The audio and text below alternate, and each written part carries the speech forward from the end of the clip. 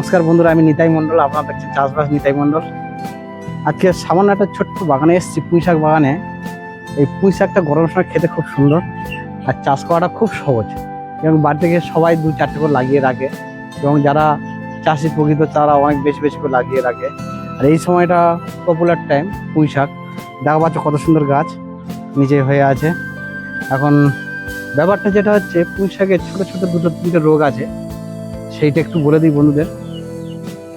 যে রোগটা সবচেয়ে ক্রিটিক্যাল রোগ পুঁই শাকে, সেটা হচ্ছে এই যে পাতা, এখানে একটু দেখাও, এই যে পাতা, এই পাতাটা চোখ চোখ আকারে দাগ হয়ে যাচ্ছে, চোখ চোখ আকারে দাগ হয়ে যাচ্ছে। এই পাতা যদি খারাপ হয়, এই পাতার চেহারা যদি খারাপ হয়, তাহলে কিন্তু তোমার পুঁই শাকের দাম দেবে না। আর এইটা নিয়ে তোমরা খুব চিন্তা করছো যে তাই তো, আসলে পুঁই শাকের পাতাটা যদি এরকম হয়, তো পাতা থেকেই বিক্রি আর ডাঁটাটা দুটোই জিনিস থাকে।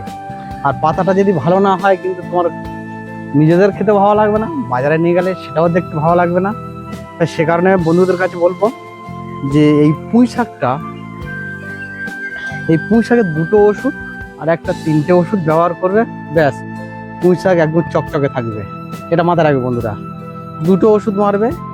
এটা কি কারণে হয়? এই জিঙ্কের ঘাটতি হলে এটা হয়, আর ছত্রাক ঘটিত রোগ হলে এইটাই আসে, এই যে টিপ টিপ দাগ। তাহলে এর জন্য আমি 2 রকম ওষুধ স্প্রে করবো, একদম আদার্স অন্য কিছু না। এই টিপ টিপ দাগের জন্য 2 রকম ওষুধ, সেটা হচ্ছে জিঙ্ক মারবো, জিঙ্কের ঘাটতি হলে এটা আসে, জিঙ্ক মারবো।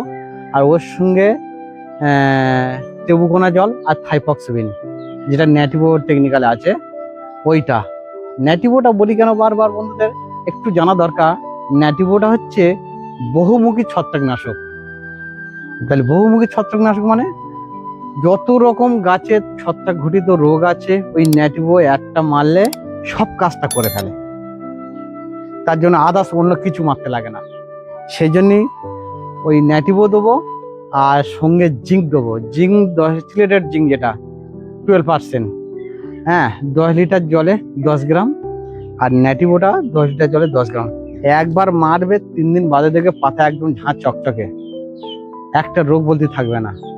এটা হচ্ছে মেন রোগ পুঁই শাকের। আর যেটা হচ্ছে ওই মঞ্জুরিতে লেদা পোকা, সবুজ আঠালোযুক্ত লেদা পোকা কিছু কিছু ওইটাই থাকে। ওইটার জন্য বন্ধুদের বলবো একটু লেদা পোকার কড়া ধরনের ওষুধ মারলে হবে। সে যে কোনো ওষুধ মারতে পারো, সে কোরাজিন দিলে দিতে পারো, বা এমামেথিন বেঞ্জল জয়েট যদি হয় সেটাও দিতে পারো, বা আরও বায়োটেকনিক্যালে অনেক বহু ওষুধ আছে, সেগুলো দিতে পারো। লেদার জন্য দিলে একদম পরিষ্কার চকচকে গাছ থাকবে।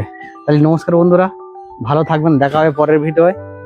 পুঁই শাকের জন্য ছোট্ট করে একটু বলে দিলাম।